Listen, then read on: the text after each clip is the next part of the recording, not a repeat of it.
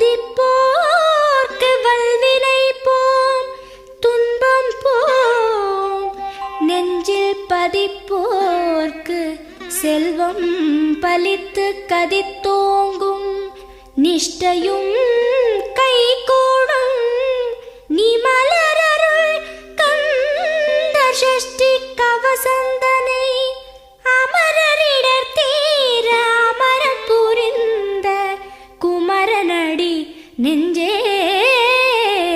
குறி.